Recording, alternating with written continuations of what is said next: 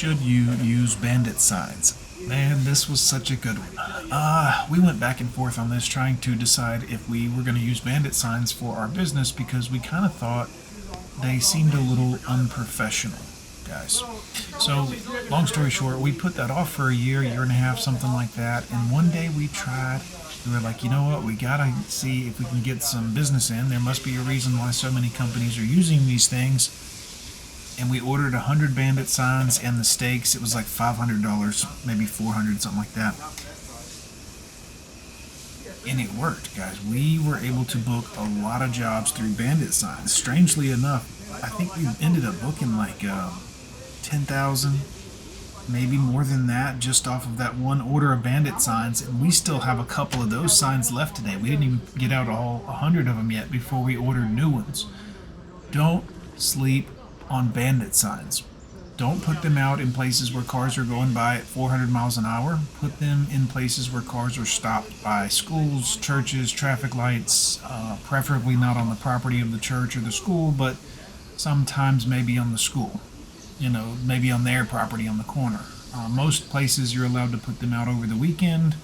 They're going to get picked up. Sometimes people are going to knock them down or steal them. Your competition might move them sometimes. But, like I said, guys, we easily booked at least 10,000, maybe even 15 or 20,000 off of one order of $500 worth of BANDIT signs, like 460, whatever it was. That's saying a lot, guys. I never have called a number on a BANDIT sign, never in my life. So I just naturally assumed I'm too good for this. Everybody else is too good for this. You're never going to make any money with BANDIT signs. I was wrong, guys. I was so wrong about this. We got one guy that called, and he was in a neighborhood where we had put a sign at a job we had previously done. Put our sign there because the customer was okay with it, and we were like, well, we'll leave a sign here. Turns out that neighborhood had sent out HOA notices about dirty driveways and big fines. We probably booked an extra 10, maybe 20 jobs as a result of that one sign. And all those jobs, we were averaging like 250 to 150 per job. And all that was from one BANDIT sign out of 100 that we ordered.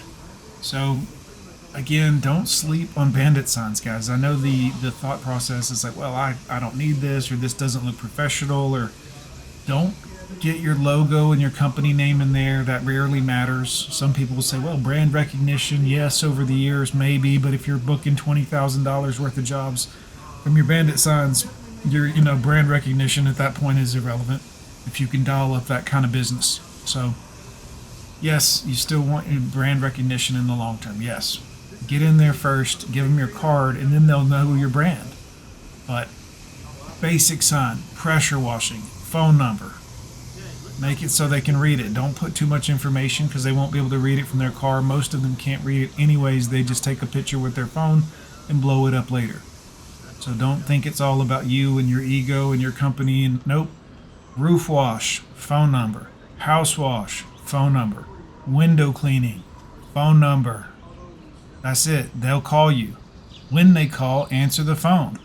Be able to pick up the phone and say, oh, you saw my sign. I ask everybody where they found me at, guys.